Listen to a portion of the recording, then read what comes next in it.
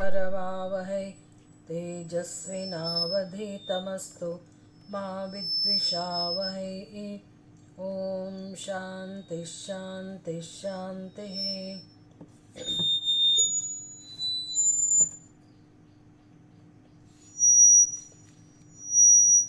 अथातो ब्रह्म जिज्ञासा जन्माद्यस्य यतः शास्त्रयोनित्वात् तत्तु समन्वयात्।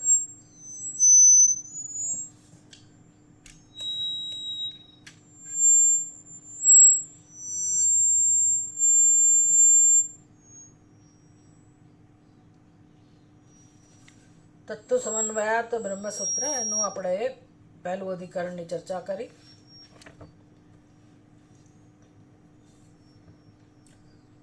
પહેલું અધિકરણ હતું, આ અધિકરણનું નામ જ સમન્વય આદિ અધિકરણ છે. સમન્વય આદિ અધિકરણ, સમન્વયાધિકરણ, સમન્વય અધિકરણ. તત્વ સમન્વયાતનો અર્થ પણ આપણે જોયો અને એ ચોથા સૂત્ર અને કનેક્શન હોય, સંગતિ હોય આગળના સૂત્રોની સાથે, એ આપણે યાદ રાખવાની હોય. એટલે એક સૂત્રની શરૂઆત થઈ, પછી બીજું સૂત્ર એને ધ્યાનમાં રાખીને જ હોય, ત્રીજું સૂત્ર પણ એને ધ્યાનમાં રાખીને જ હોય, ચોથું સૂત્ર પણ એને ધ્યાનમાં રાખીને જ હોય. આ બધાની વચ્ચે પરસ્પર સંગતિ હોય, કનેક્શન, પૂર્વાપર સંબંધ, કોઈ સ્વતંત્ર સૂત્ર ના હોય. એટલે પહેલું સૂત્ર બ્રહ્મ જિજ્ઞાસા અથવા તો બ્રહ્મ જિજ્ઞાસા. પછી એના સંગતિમાં એને ધ્યાનમાં રાખીને જ કે બ્રહ્મની જિજ્ઞાસા શા માટે? કારણ કે બ્રહ્મ એ કારણ છે અને કોઈ પણ કાર્યને સાચા અર્થમાં જાણવું હોય તો કારણને જાણવાથી કાર્યનું જ્ઞાન થઈ જાય. શું કામ જાણવાની જરૂર છે? કારણ કે જન્મ, સ્થિતિ અને ભંગ એ કાર્ય છે.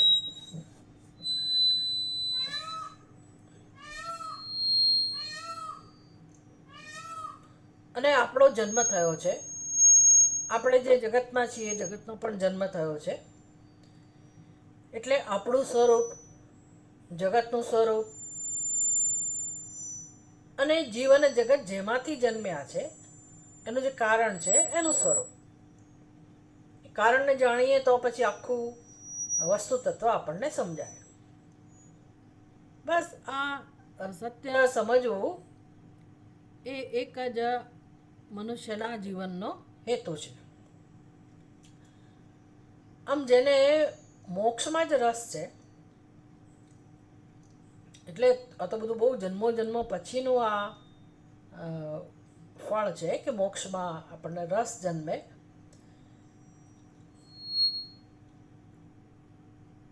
તો આવી વ્યક્તિને આ ઉપદેશમાં રસ પડે. તત્તુ સમન્વયાત, એને શું સંબંધ છે આગળના સૂત્ર સાથે? શાસ્ત્ર યોનિત્વાત આગળનું સૂત્ર હતું. કોણ કહે છે કે બ્રહ્મ જગતનું કારણ છે? બ્રહ્મને જાણવું જોઈએ. શું કામ જાણવું જોઈએ? કારણ કે બ્રહ્મનું જગતનું કારણ છે. પણ બ્રહ્મ જ જગતનું કારણ છે એવું શેના પરથી નક્કી થાય છે? શાસ્ત્ર યોનિત્વાત. શાસ્ત્ર પ્રમાણ છે બ્રહ્મ માટેનું. અને એટલું જ નહીં, બ્રહ્મ, આ શાસ્ત્ર જે બ્રહ્મને જાણવા માટેનું પ્રમાણ છે એ શાસ્ત્રનું પણ કારણ બ્રહ્મ છે. આટલું આપણે સમજ્યા છીએ. હવે આ ચોથા સૂત્રને શું સંગતિ હોય? તો કે શાસ્ત્ર બ્રહ્મને જાણવાનું કારણ છે એ શેના ઉપરથી નક્કી થાય છે? તો તત્તુ સમન્વયા, સમન્વયથી. સમન્વય એટલે બધા જ ઉપનિષદોને આ જ સમજાવવું છે. એટલે તું એટલે પરંતુ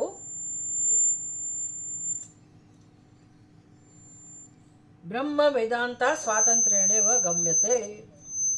એટલે ઉપનિષદના વાક્યો બ્રહ્મની સ્વતંત્ર સમજ આપે છે. સ્વાતંત્ર્યેણ એવ ગમ્યતે ન તો કર્તૃદેવાદિ પ્રતિપાદન દ્વારા કર્મશેષતયા ઉપાસનાંગતયા વા. આ તો જ્યારે એમનું આપણે ભાષાંતર જોઈએ છે ત્યારે આપણને થોડોક એની ડેપ્થ થોડીક સમજાય. પિત્તુ કિંતુ તદ્બ્રહ્મ વેદાંતાત સમન્વયાત એટલે વેદાંતાત વેદાંતના વાક્યોથી બસ વેદાંતના વાક્યો માત્રથી જ વેદાંતના ઉપદેશથી જ જાણી શકાય છે. સ્વાતંત્ર્ય સ્વતંત્ર રીતે એટલે વેદાંતના વાક્યો પર્યાપ્ત છે.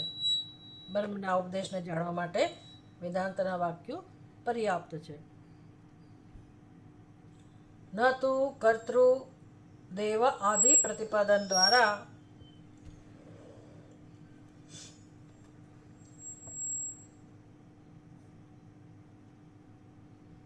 વેદાંત વાક્ય બ્રહ્મનું પ્રતિપાદન કરે છે. હવે આમાં ઘણી બધી વસ્તુ કહેવી છે કે શાસ્ત્ર તો બ્રહ્મને જાણવા માટેનું પ્રમાણ છે, જેમાં કોઈ સંશય જ નથી. પરંતુ આ શાસ્ત્ર એટલે શું? વેદ એટલે શું? વેદાંતના વાક્યો ઉપનિષદ એ વેદનો જ ભાગ છે. તો પછી તમે એકલા એ વેદાંતની જ વાત ના કરી શકો. બધા શાસ્ત્રને ધ્યાનમાં લેવું જોઈએ, સમગ્ર શાસ્ત્રને. એટલે કે કર્મકાંડ વિભાગ, ઉપાસના વિભાગ, આ બધાને ધ્યાનમાં લઈને તમારે વસ્તુ સમજવી જોઈએ.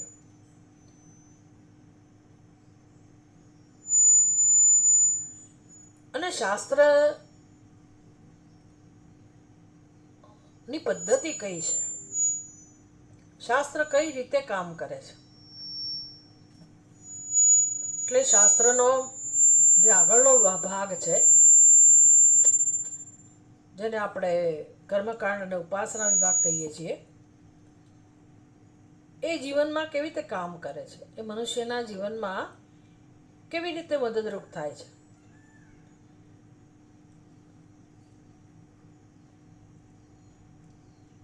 એટલે આ સૂત્રની અંદર એટલી બધી વિસ્તારથી ચર્ચા છે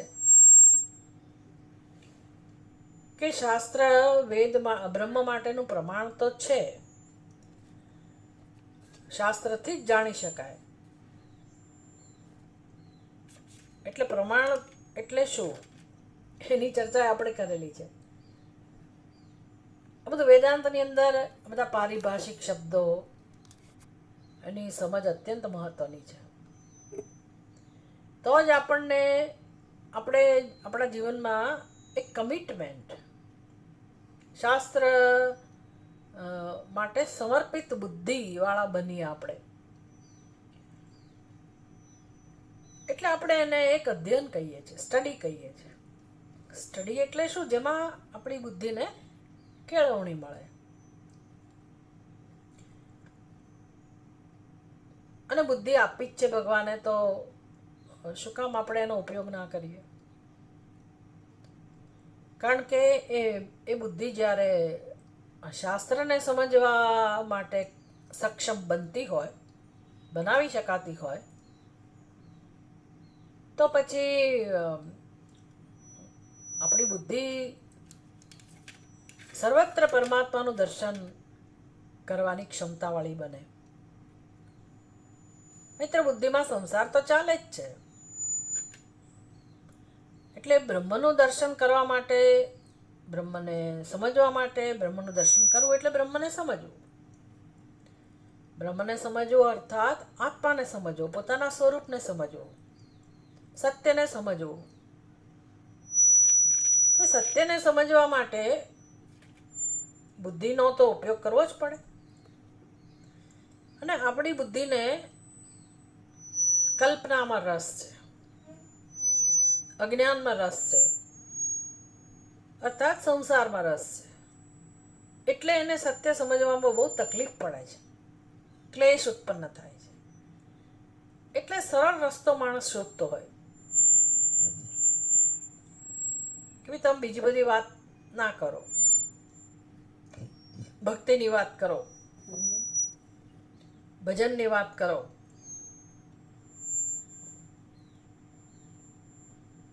પણ ભક્તિ કહો કે ભજન કહો કે દર્શન કહો, આ દર્શન જ બુદ્ધિથી થનારું દર્શન છે. અને મનમાં જો સંસાર ભરેલો હોય, સંસાર જો ભરેલો હોય ને, સંસાર ભરેલો જ હોય, કોઈનું પણ મન હોય, અજ્ઞાનને કારણે આપણા મનમાં સંસાર હોય, સ્વાભાવિક છે.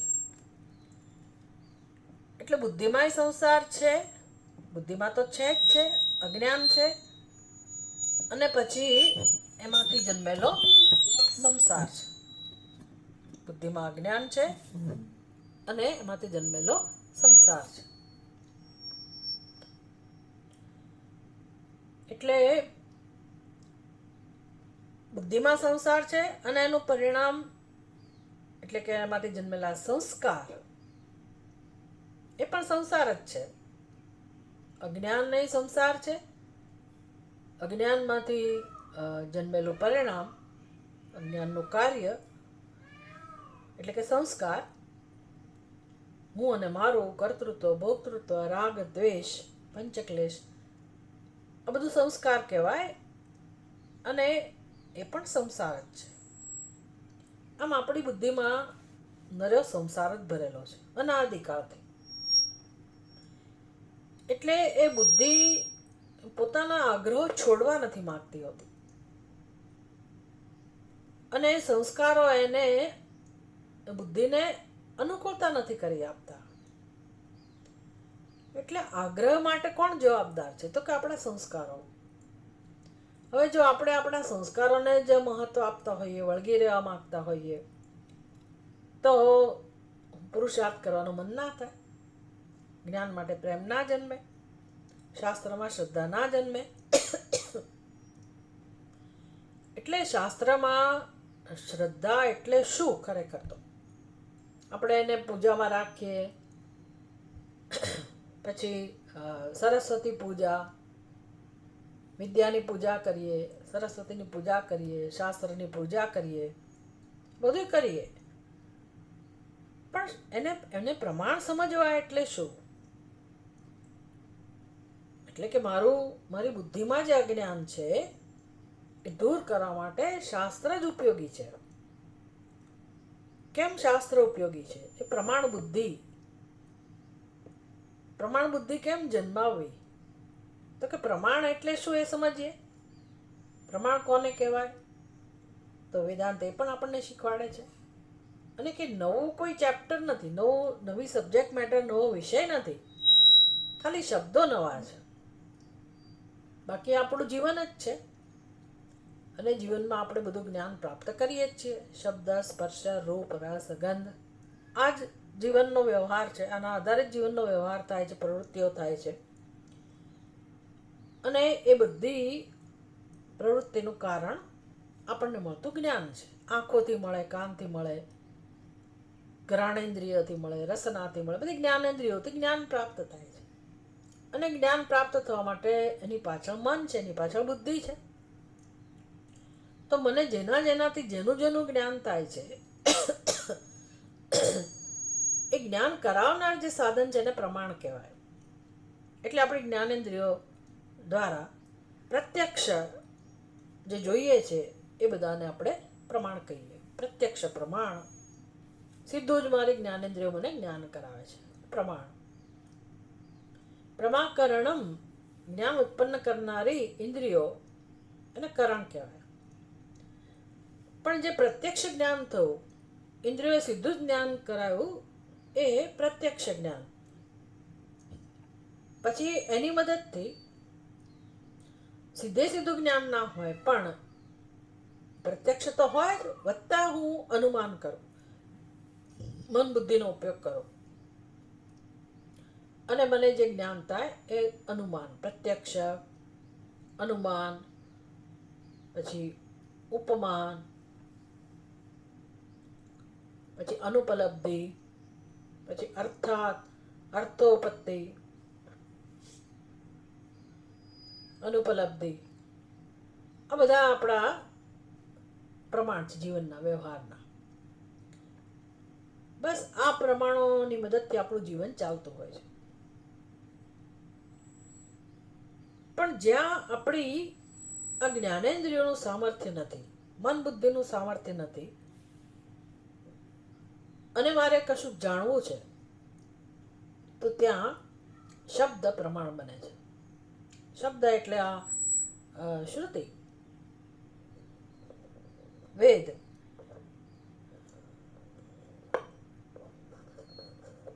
એ પ્રમાણ બને છે.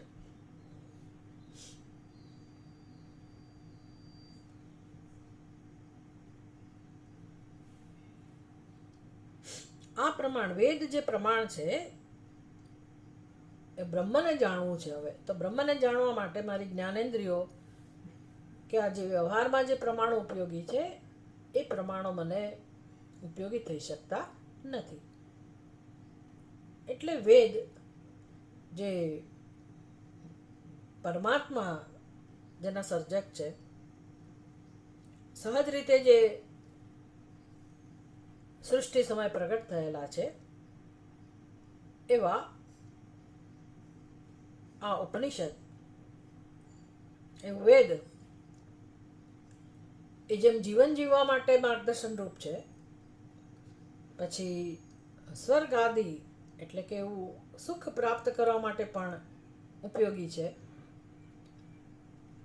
અને છેવટે મોક્ષ પ્રાપ્ત કરવા માટે પણ આ જ એકમાત્ર પ્રમાણ છે. એટલે કે બ્રહ્મનું વર્ણન, બ્રહ્મનું સ્વરૂપ સમજાવવા માટે પણ આ વેદ જ પ્રમાણ છે.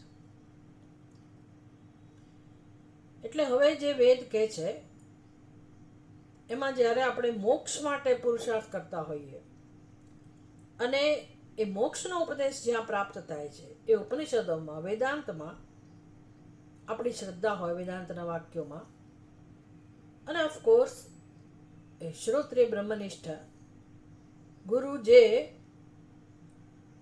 જેણે પોતાના ગુરુ પાસેથી જે અધ્યયન કર્યું છે એ પદ્ધતિથી જ્યારે આપણે એનું અધ્યયન કરતા હોઈએ વેદનું, તો સ્વાભાવિક છે કે એ શાસ્ત્રમાં આપણી પૂરેપૂરી શ્રદ્ધા હોય. શાસ્ત્ર કહે છે એ રીતે આપણે આપણી બુદ્ધિને તૈયાર કરવાની છે. એટલે બહુ સુંદર બધી દલીલો કહો, તર્ક કહો, પૂર્વ પક્ષ કહો, એ બધા દ્વારા શંકરાચાર્યજી ખૂબ સરસ રીતે આ બધા સૂત્રોને સમજાવે છે.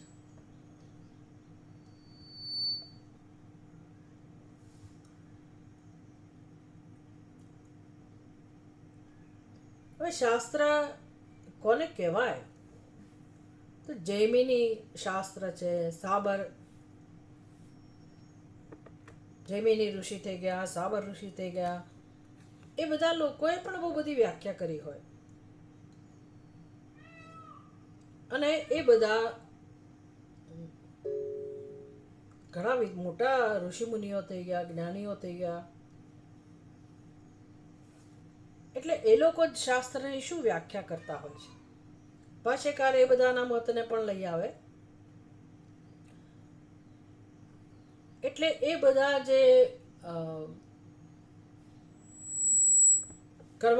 કર્મઠ લોકો, કર્મકાંડને સમજાવનારા, અને એ લોકો માટે તો વેદ ભગવાન છે. એમને શાસ્ત્રમાં ખૂબ શ્રદ્ધા છે. પણ એ લોકો કર્મકાંડ અને ઉપાસના એમનું અર્થઘટન એવું છે વેદનું કે કશું કરવાથી જ મળે. વેદ જે કહે છે એ જીવનમાં એ પ્રમાણે કરવાથી જ સર્વ કંઈ પ્રાપ્ત થાય.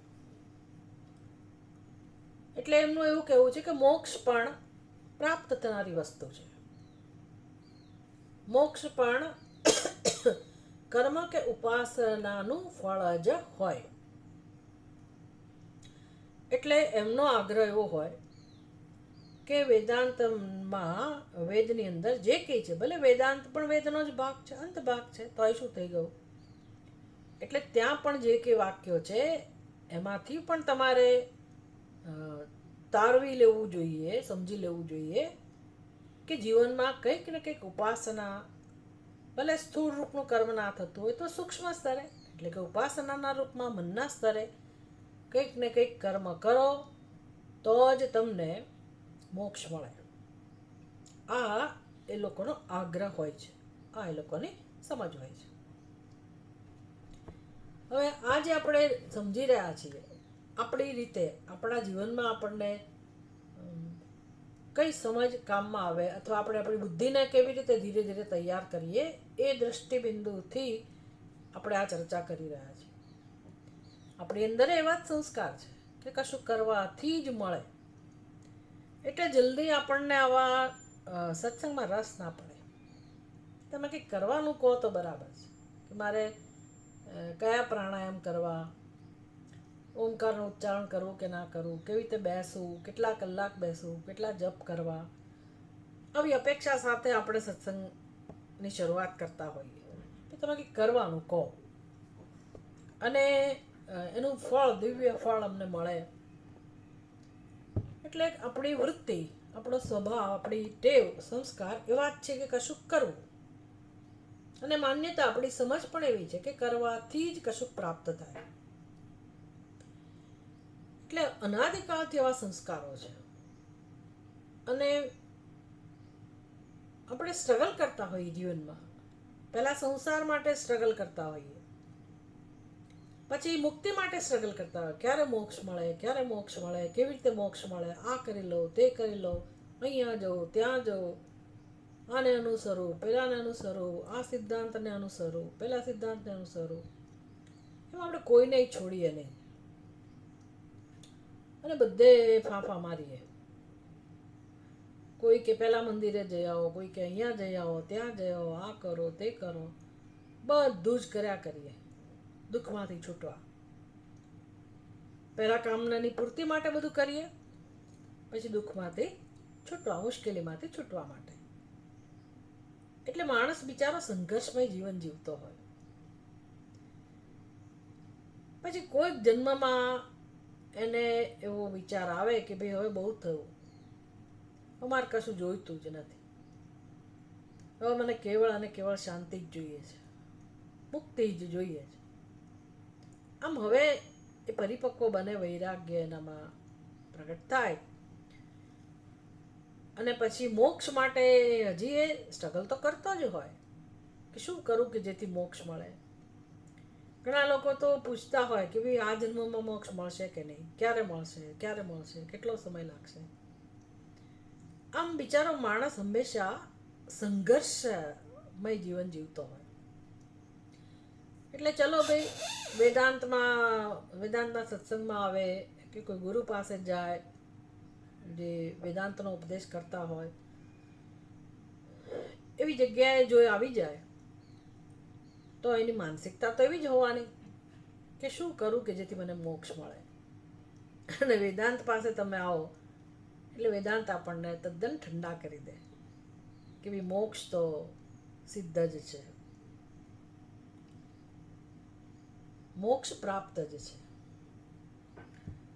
એટલે જલ્દી ગમે નહીં આપણને કે એમાં શું મોટું, તો પછી કરવાનું શું રહ્યું. આશ્ચર્ય થાય, આવું બને જ કેવી રીતે? મોક્ષ માટે કંઈ કરવાનું જ ના આવે, એ સમજાય જ નહીં આપણને. એટલે પછી હવે આપણે સત્સંગ કરીએ પણ ઠીક, હવે બાકી રુચિ તો આપણી કરવામાં જ હોય, કશું કરીએ, કશું કરવું જ જોઈએ, કશું કરવું જ જોઈએ. એટલે આ વેદાંતનો સત્સંગ જેમાં કશું કરવાનું નથી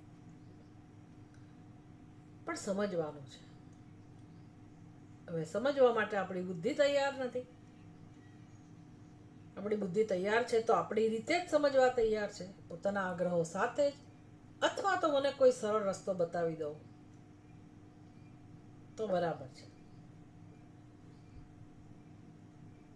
વેદાંત તો કહે છે સરળ રસ્તોમાં ક્યાં પ્રશ્ન જ રહ્યો ભાઈ, તારે કોઈ રસ્તો જ લેવાની જરૂર નથી. તત્વમસી કહી દીધું એટલે શું? તારે આંખનો પલકારો મારવાની જરૂર નથી. વેદાંતનો ઉપદેશ તો આટલો સરળ છે, પણ આપણને કશું સમજાતું નથી. એટલા માટે આ બધાની જરૂર છે કે આ પ્રમાણ એટલે શું? કેમ આપણી બુદ્ધિ સમજવા તૈયાર નથી? કેમ આપણે જલ્દી સમજી શકતા નથી કે હું બ્રહ્મ છું? કારણ કે આપણી આસ્થા, આપણી નિષ્ઠા કર્મમાં છે. કશુંક ને કશુંક કર્મ, કાં તો કાયિક, વાચિક અથવા માનસિક. કર્મમાં નિષ્ઠા એટલે કર્તૃત્વ વાળા છીએ, કર્તૃત્વના સંસ્કાર વાળા આપણે છીએ. અને એવા સંસ્કાર છે કે હું કંઈક કરું પછી મને એનું ફળ મળે અને હું ભોગતા, એટલે કે હું ફળ ભોગું, અને આ જ જીવન જીવવાની રીત છે. આ સંસ્કાર વાળા આપણે છીએ. એટલે કે જલ્દી આપણી બુદ્ધિ હું બ્રહ્મ છું એ સ્વીકારી શકે નહીં.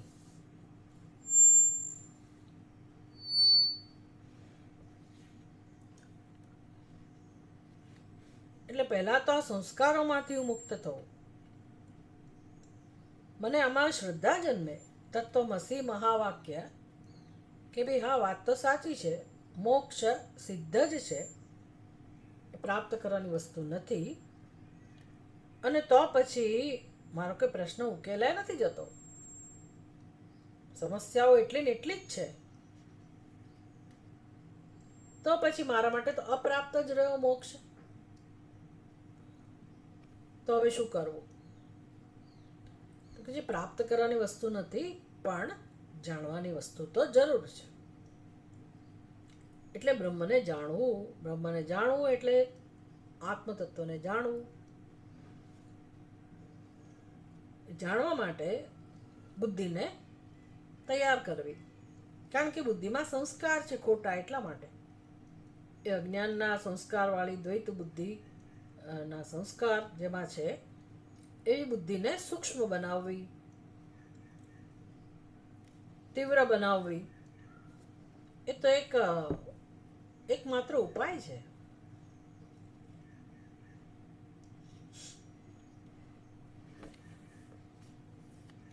એટલે હવે તો ઉપાયમાં આપણી પાસે એક જ શ્રદ્ધાથી જ આપણે આગળ વધી શકીએ. અને કોનામાં શ્રદ્ધા? વેદના વાક્યોમાં, ઉપનિષદના વાક્યોમાં, વેદાંતના વાક્યોમાં. નહીતર પછી આ જૈમિની સૂત્ર કે બીજા જે કંઈ સૂત્ર હોય કર્મઠ લોકોના, એમને સાંભળીએ તેવું લાગે કે હા, એમની વાત જ સાચી છે.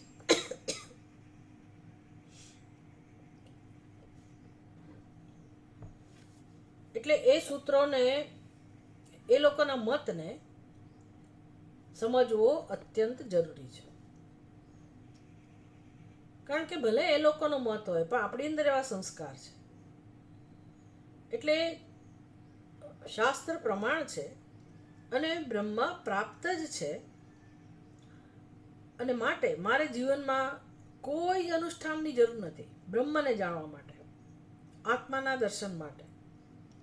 માત્ર જ્ઞાનની જ જરૂર છે, જ્ઞાનની જ આરાધના, જ્ઞાનની જ ઉપાસના, આત્માની જ ઉપાસના એ મારા જીવનનું ધ્યેય બની જાય એ પરમ આવશ્યક છે.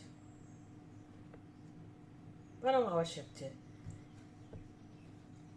એટલે ચોથું સૂત્ર નું પ્રયોજન આવું કંઈક છે. ખૂબ બધી ચર્ચા છે.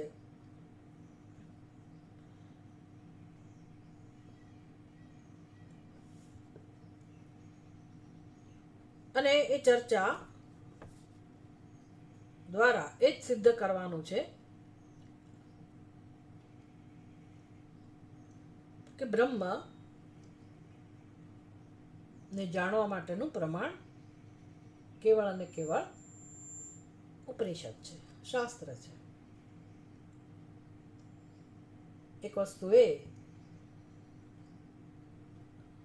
અને બ્રહ્મનું સ્વરૂપ કેવું છે, સત્યમ જ્ઞાનમ અનંતમ બ્રહ્મ, આ બ્રહ્મનું સ્વરૂપ છે, એટલે કે સિદ્ધ જ છે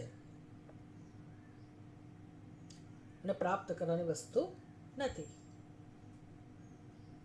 એને ઓળખવાનું છે કે એને જાણવાનું છે. તો પહેલા અધિકરણમાં, ચોથા સૂત્રના પહેલા અધિકરણમાં આપણે આટલી વાત જોઈ. વેદાંત કર્તૃદેવાદિ પરા બ્રહ્મ પરા ઉત.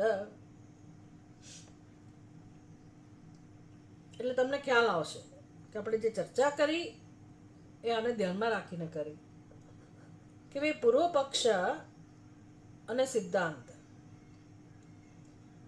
પણ શેને ધ્યાનમાં રાખીને પૂર્વ પક્ષ છે? તો કે એક પ્રશ્ન ઊભો થયો, એક સંશય ઊભો થયો કે વેદાંતના વાક્યો જે છે, વેદાંત એટલે ઉપનિષદ, એટલું તો સમજી જ લેવાનું. ઉપનિષદના વાક્યો એ બ્રહ્મનું સીધું જ નિરૂપણ કરે છે કે પછી કર્મ અને ઉપાસના દ્વારા બ્રહ્મનું નિરૂપણ કરે છે?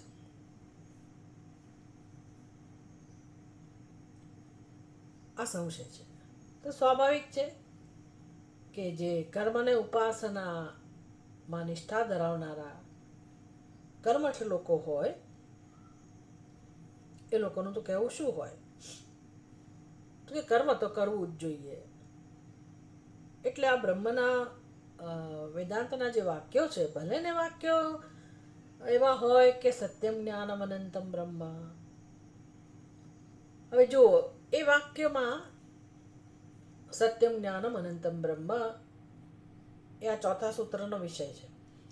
તો એ વાક્ય ઉપનિષદનું, તૈત્તરીય ઉપનિષદનું સત્યમ જ્ઞાનમ અનંતમ બ્રહ્મ, તો એ બ્રહ્મનું લક્ષણ જણાવનાર વાક્ય છે, સ્વરૂપ લક્ષણ કે બ્રહ્મનો સ્વભાવ કેવો છે. સત્યમ જ્ઞાનમ અનંતમ બ્રહ્મ, આ બ્રહ્મનો સ્વભાવ છે.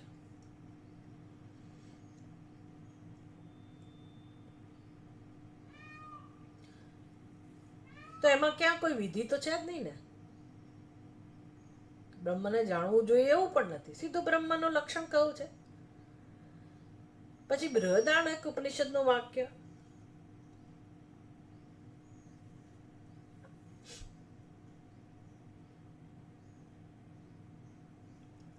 સદેવ સૌમ્ય ઇદમગ્ર આસીત.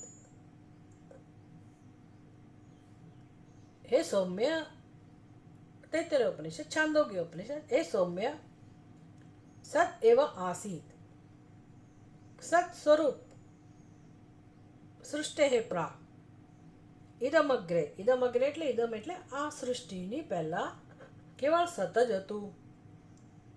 તો આ ઘોષણા, આ જે વાક્ય છે એમાં ક્યાં વિધિ રહેલી છે? કોઈ વિધિ નથી. તો એનો અર્થ શું થયો? અને પાછે વાક્ય સીધો બ્રહ્મનો બોધ કરાવનારા છે. પણ જેના કર્મના સંસ્કાર છે, ઉપાસનાના સંસ્કારવાળા છે, એ લોકો આ વાક્યોને કેવી રીતે સમજે છે, કેવું અર્થઘટન કરે છે? તો કે આ વાક્ય તો માત્ર ગૌણ વાક્ય છે. એટલે એવા ઘણા બધા વાક્યો કર્મકાંડ વિભાગમાં છે, જેની ચર્ચા આગળ આવશે તો આપણે જોઈશું. તો એ વાક્યોમાં પણ કોઈ વિધિ તો નથી જ, વર્ણન છે. એવી રીતે આ વાક્યો પણ વર્ણન છે, પણ એનો અર્થ એવો નહીં સમજવાનો કે એ વાક્ય સીધે સીધા તમને મોક્ષ અપાવનારા છે, બ્રહ્મનું જ્ઞાન કરાવનારા છે. તો શું કરવાનો એનો અર્થ? તો કે મુખ્ય પ્રધાનતયા આ ઉપનિષદના વાક્યો છે એ પણ મુખ્ય રીતે તો તમને ઉપાસના કરવાનું જ કહે છે. ભલે સ્થૂળ કર્મ ના હોય, મનના સ્તરે કર્મ, ઉપાસના એ તમે કરો અને બ્રહ્મનું દર્શન થાય. એટલે પહેલા વાક્યો નું પ્રયોજન એક અંગ તરીકે છે, ગૌણ છે, અને મુખ્ય આશય તો ઉપનિષદનો ઉપાસના પરત્વનો છે. એટલે કર્તૃ આદિ પ્રતિપાદકા. એટલે પછી સ્વાભાવિક છે એમાં કોણ એનું અધિકારી હોય ઉપાસના કરવા માટે અને કયા દેવતાની ઉપાસના કરવાની તો હોય જ પાછું. એટલે એ બધાનું પ્રતિપાદન કરનારા એ બધા વાક્યો છે. આ પૂર્વ પક્ષ છે. એટલે કર્તા દેવતા એ બધાનું પ્રતિપાદન કરે છે.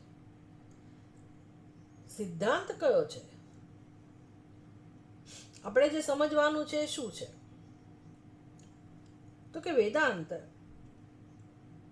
વેદાંત શબ્દ પોતે જ એવું બતાવે છે કે વેદના અંત ભાગમાં છે. તો વેદના અંત ભાગમાં તો ઉપનિષદ આવેલા છે. અને આ બધા સત્યમ જ્ઞાનમ અનંતમ બ્રહ્મ સત એવ ઇદમગ્ર આસીત આત્માવારે દ્રષ્ટવ્ય. આ બધા વાક્યો ક્યાં પ્રાપ્ત થાય છે? ઉપનિષદમાં જ પ્રાપ્ત થાય છે. અને વેદાંત એટલે વેદના અંત ભાગમાં. એનો અર્થ એ તો કે આ બધું કર્મકાંડ વિભાગમાં નથી. કર્મકાંડ વિભાગ પૂરો થયો.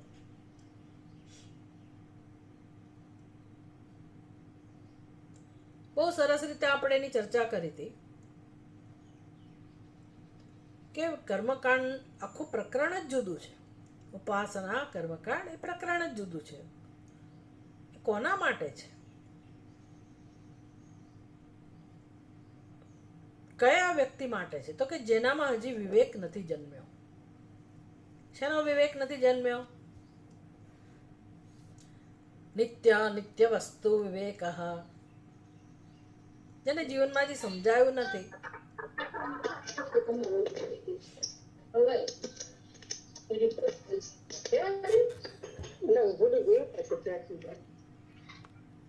શ્રી કૃષ્ણ.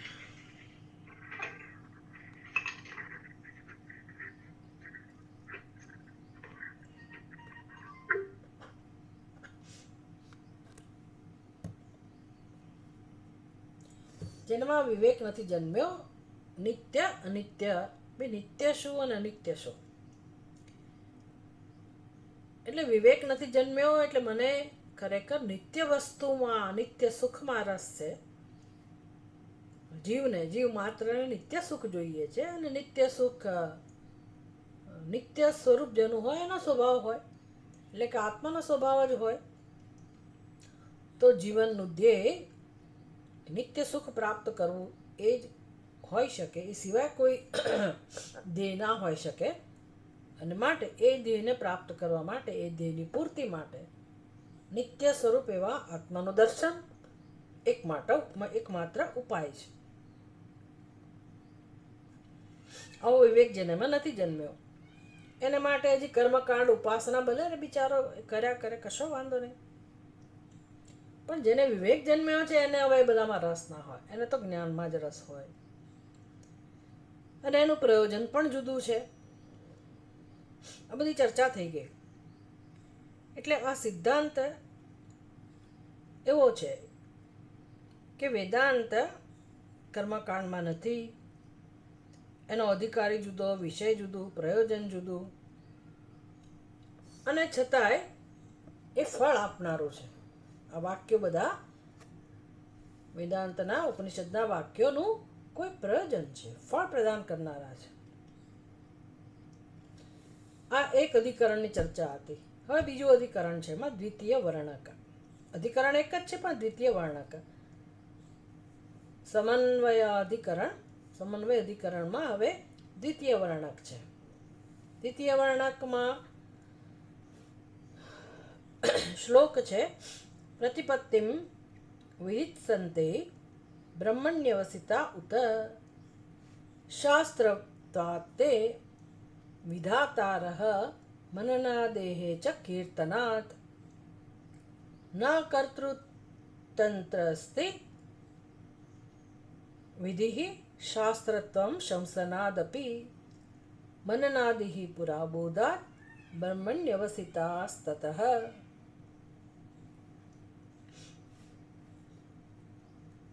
હંમેશા આ અધિકરણની અંદર આટલી વસ્તુઓ હોય: સંશય હોય,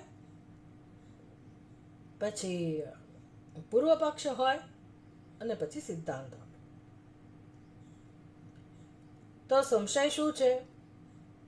કયો પ્રશ્ન ઊભો કરવામાં આવ્યો? પ્રતિપત્તિમ વિદિત્સન્તિ બ્રહ્મણ્યવસિતા ઉત.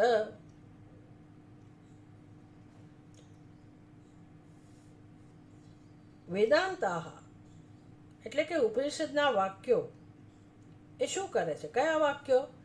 સત્યમ જ્ઞાનમ અનંતમ બ્રહ્મ અને આત્માવારે દ્રષ્ટવ્ય. આ બધા જે વાક્યો છે, પ્રતિપત્તિમ વિદિત્સન્તિ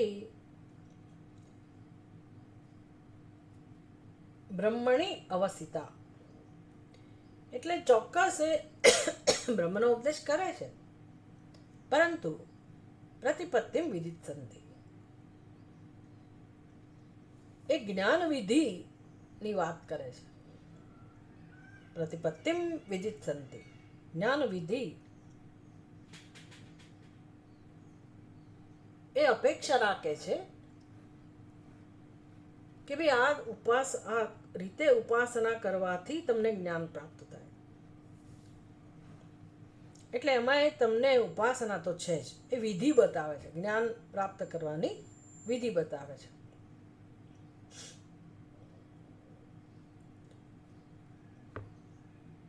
આત્માનું જ્ઞાન જરૂર થાય, પણ આ પ્રકારે તમે ઉપાસના કરો તો. એટલે સત્યમ જ્ઞાનમ અનંતમ બ્રહ્મ અને આત્માવારે દ્રષ્ટવ્ય, એ બધા વાક્યોમાં એમને એવું દેખાય છે કે જે વિધિ બતાવી છે, વિધિનું તમે અનુષ્ઠાન કરો, એનું અનુસરો, તો તમને બ્રહ્મજ્ઞાન થાય. આ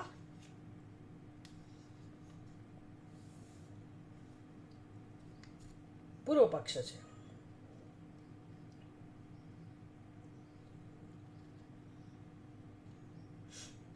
હા, આપણે સંદેહને જોઈએ. પહેલા સત્યમ જ્ઞાનમ અનંતમ બ્રહ્મ આત્માવારે દ્રષ્ટવ્ય, એ લોકો બે વાક્યોને કેવી રીતે જોડે છે? એટલે પહેલા સંશય ઊભો કર્યો કે ભાઈ આ સત્યમ જ્ઞાનમ અનંતમ બ્રહ્મ બરાબર છે કે બ્રહ્મનું સ્વરૂપ એમાં વર્ણવેલું છે, તો હવે શું સમજવું? બીજું વાક્ય છે આત્માવારે દ્રષ્ટવ્ય. તો એવું ના કહી શકાય કે આ આત્માવારે દ્રષ્ટવ્ય, કારણ કે દ્રષ્ટવ્ય એટલે શું? એમાં સીધો વિધિ છે. વિધિ છે એટલે સત્યમ વદ ધર્મમ ચર, એને વિધિ કહેવાય કે તમે સત્ય બોલો, સત્ય બોલવું જોઈએ, ધર્મનું આચરણ કરો, કર્તવ્ય ટુ બી ડન કરવું જોઈએ, આ બધી વિધિ કહેવાય. એટલે આત્માવારે દ્રષ્ટવ્ય એ વિધિ છે. દર્શન થવું જોઈએ, આત્માનું દર્શન કરવું જોઈએ.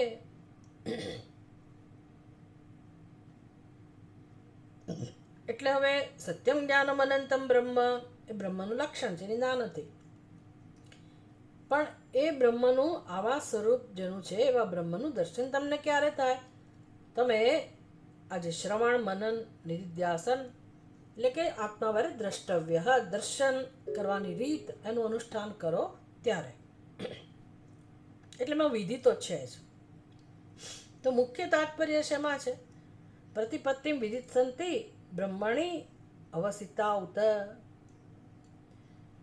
એટલે આવો અર્થ ના થઈ શકે કે આત્માવારે દ્રષ્ટવ્ય બધા વાક્યો તો શું છે?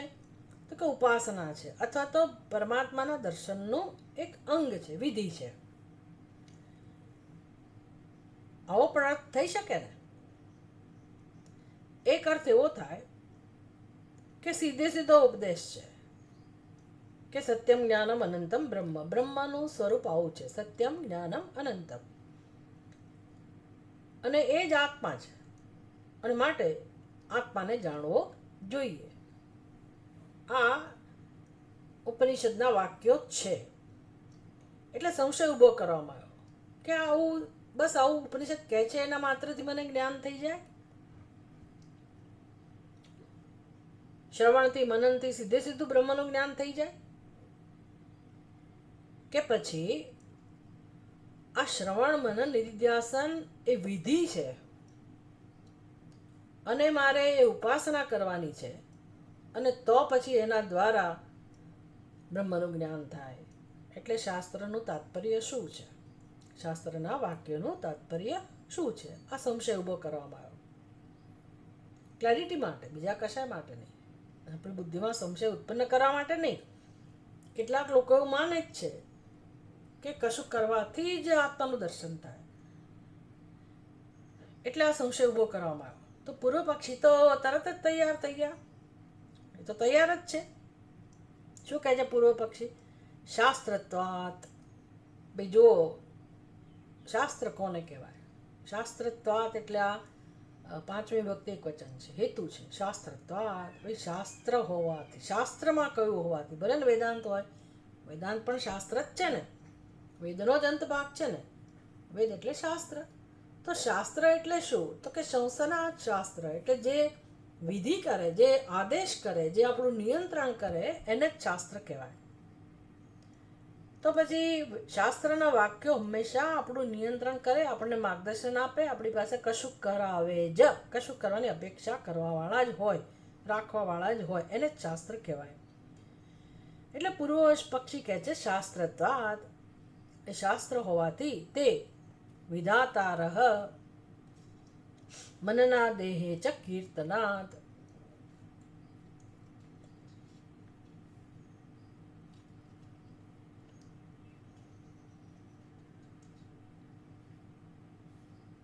વિધાતારઃ એટલે એ બધા વાક્યો પણ વિધાન છે, વિધિ વિધાન એવું કહીએ ને આપણે, એ શાસ્ત્રનું વિધાન છે. એટલે કે શાસ્ત્રનું વાક્ય છે એટલે શું? મારે કરવું જ જોઈએ અથવા તો આ ન જ કરવું જોઈએ. એના ઉપરથી નક્કી થાય તો કે શાસ્ત્રનું વિધાન છે.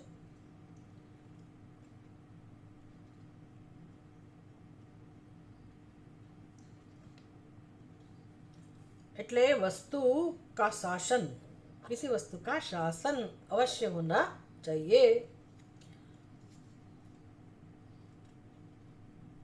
અને જો તમે એમ કહેતા હો, પૂર્વ પક્ષી પાછો પોતાનો પક્ષ સાચો ઠેરવવા માટે એ એવી દલીલ કરે,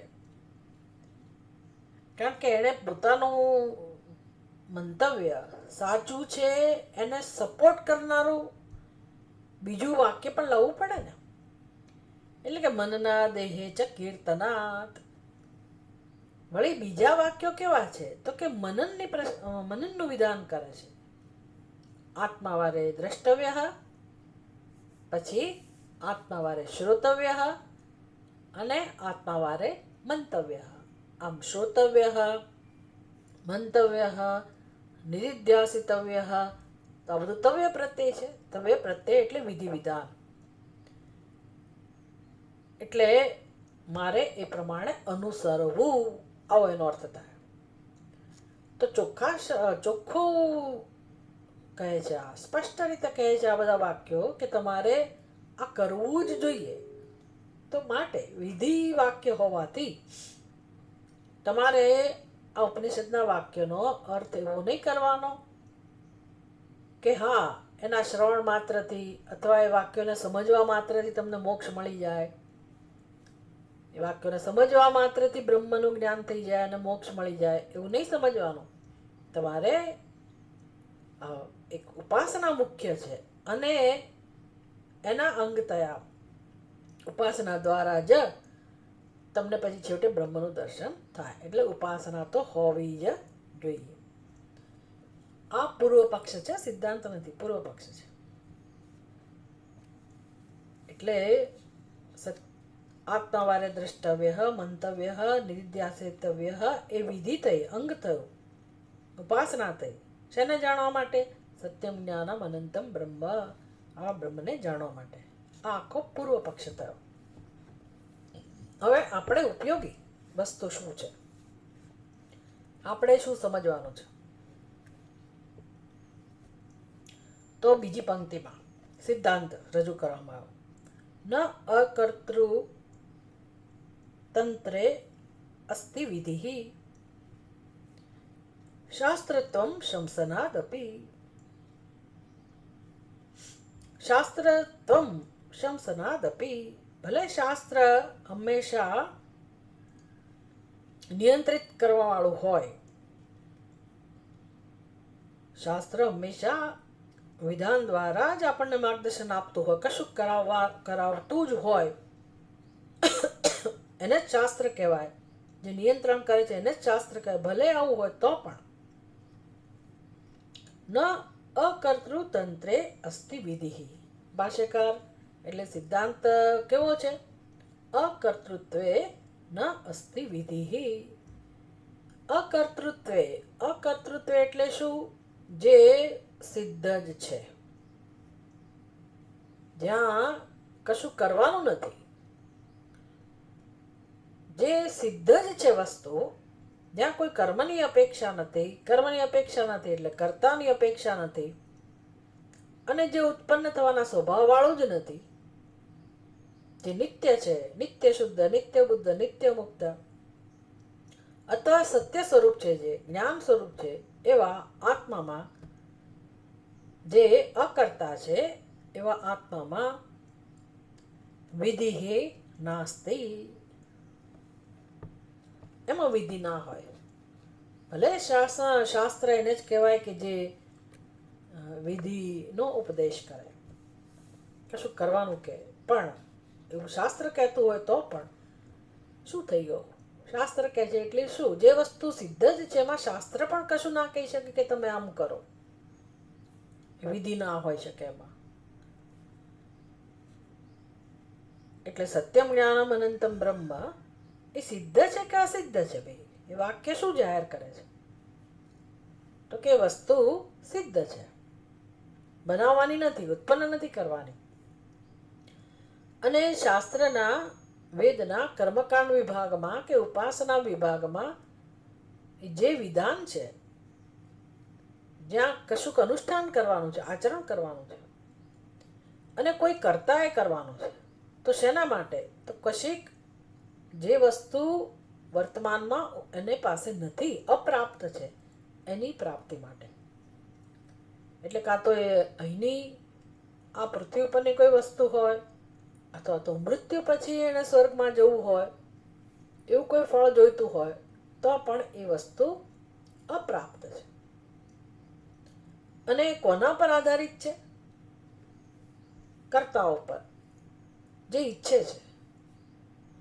એટલે જે ઈચ્છે છે એને કહેવાય કર્તા. એને કરવાનું છે, એ કરે તો એને વસ્તુ મળે. એટલે હવે એને ધ્યાનમાં રાખીને, કર્તાને ધ્યાનમાં રાખીને ઉપદેશ છે કે તમે અમુક અમુક યજ્ઞનું અનુષ્ઠાન કરો, અમુક કર્મનું અનુષ્ઠાન કરો, યજ્ઞ, યાગ, હોમ, હવન, કે જે કે વ્રત, તપશ્ચર્યા, કર્મની વિધિ, આ બધું કોને લક્ષ્યમાં રાખીને છે? પેલા કર્તાને. એટલે કર્તા નક્કી કરે કે મારે કરવું કે ના કરવું, કરવું છે કે નથી કરવું, કઈ રીતે કરવું, આ બધું કર્તાના હાથમાં છે. પણ જે વસ્તુ સિદ્ધ જ છે,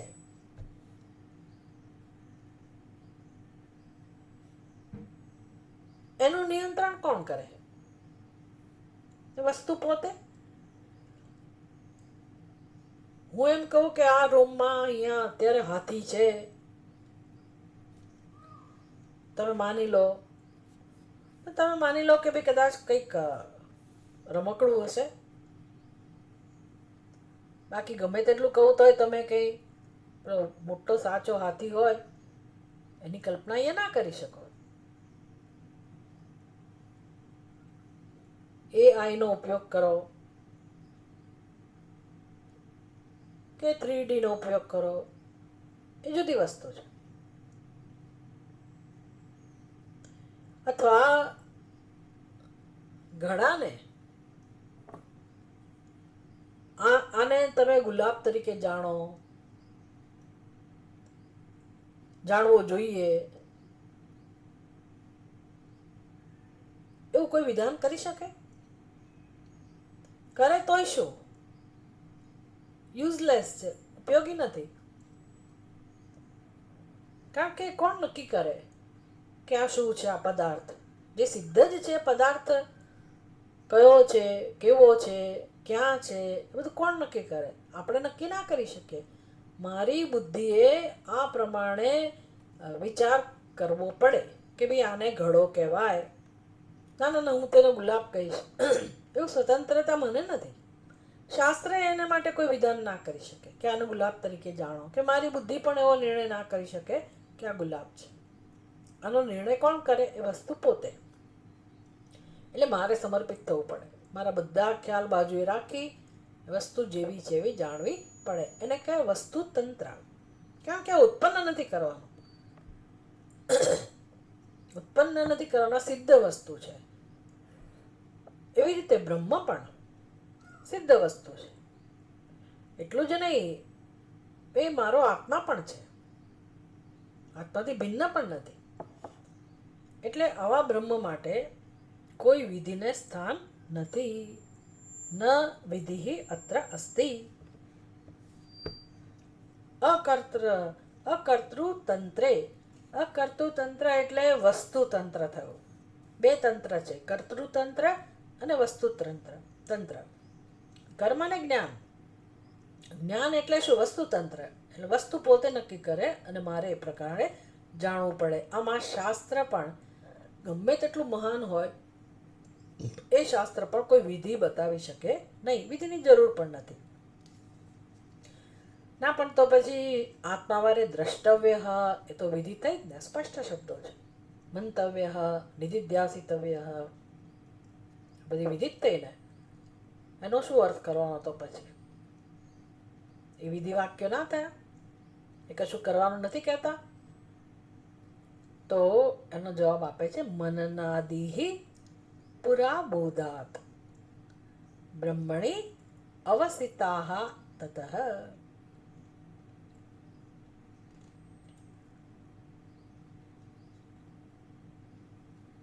મનન એ વિધિ છે, પણ એ શેના માટેની વિધિ છે?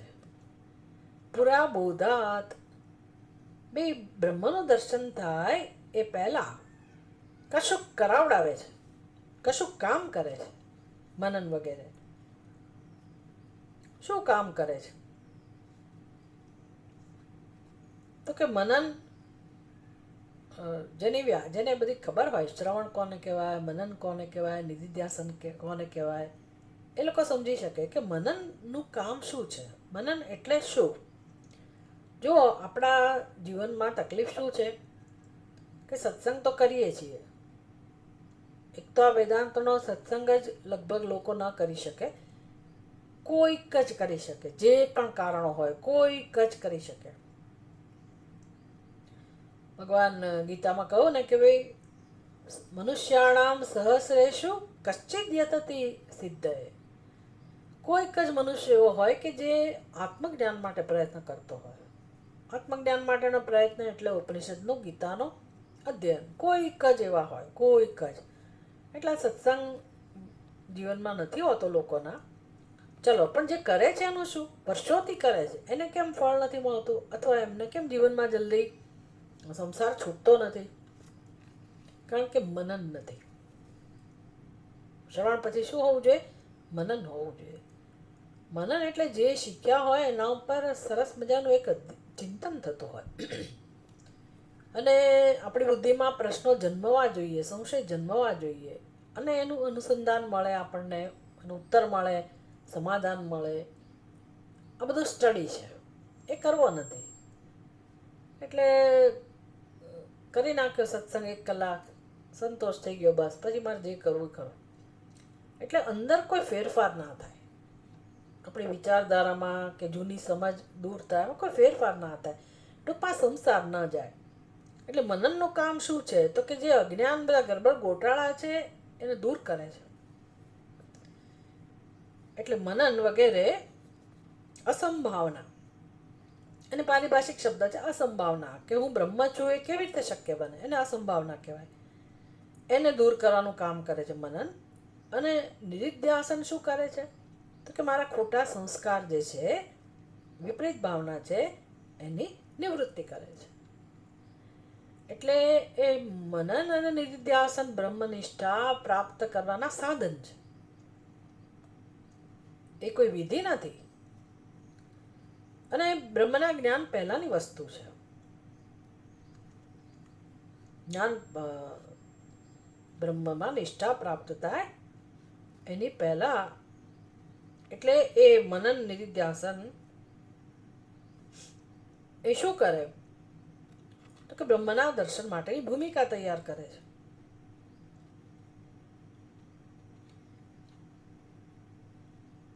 જેવી રીતે કોઈ માણસ ભયભીત હોય કારણ કે એને સર્પ દેખાય છે, દોરડાની જગ્યાએ સર્પ દેખાય છે.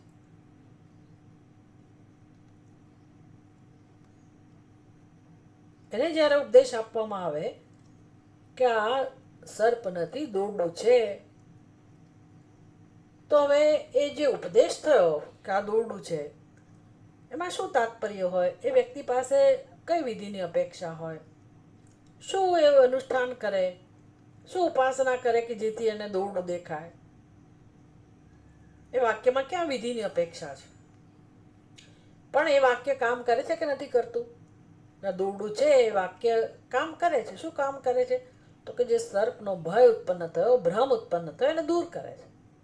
પહેલા તો સર્પના ભ્રમને દૂર કરે છે, અને પછી એ સર્પના ભ્રમમાંથી જે ઉત્પન્ન થયેલો ભય કે અનર્થ છે એને દૂર કરે છે. એવી જ રીતે તત્વમસી, સત્યમ જ્ઞાનમ અનંતમ બ્રહ્મ, આ બધા વાક્યો શું કરે છે? તો કે મારી બુદ્ધિમાં જે ભ્રમ છે, જીવત્વનો ભ્રમ, કર્તૃત્વ, ભોક્તૃત્વ, આ બધું છે એને દૂર કરે છે. અને એ દ્વારા મને મારા સત્ય સ્વરૂપનું દર્શન કરાવે છે. સીધો જ બોધ કરાવે છે બ્રહ્મનો. એમાં ક્યાંય વિધિની જરૂર નથી, અને એ વાક્યમાં ક્યાંય વિધિનું તાત્પર્ય પણ નથી. કશું કર્મ કે ઉપાસનનું તાત્પર્ય નથી. સીધું જ બ્રહ્મનું જ્ઞાન કરાવવાનું તાત્પર્ય છે. આ બીજું વર્ણક જોયું. હવે ખરું જેને કહેવાય ને કે સૂક્ષ્મ સ્તરનું અધ્યયન શરૂ થશે. કરીશું આપણે પ્રયત્ન. પણ બહુ સુંદર આ બધા સૂત્રો છે. એમાં ચોથું સૂત્ર ભાષ્યકાર બહુ સુંદર રીતે સમજાવે છે. આગળ જોઈશું આપણે આવતીકાલે. ઓમ પૂર્ણમદ પૂર્ણમિદમ પૂર્ણાત પૂર્ણમુદચ્યતે પૂર્ણસ્ય પૂર્ણમાદાય પૂર્ણમેવાવશિષ્યતે. ઓમ શાંતિ શાંતિ શાંતિ. હરિ ઓમ શ્રી ગુરુભ્યો નમઃ. હરિ ઓમ.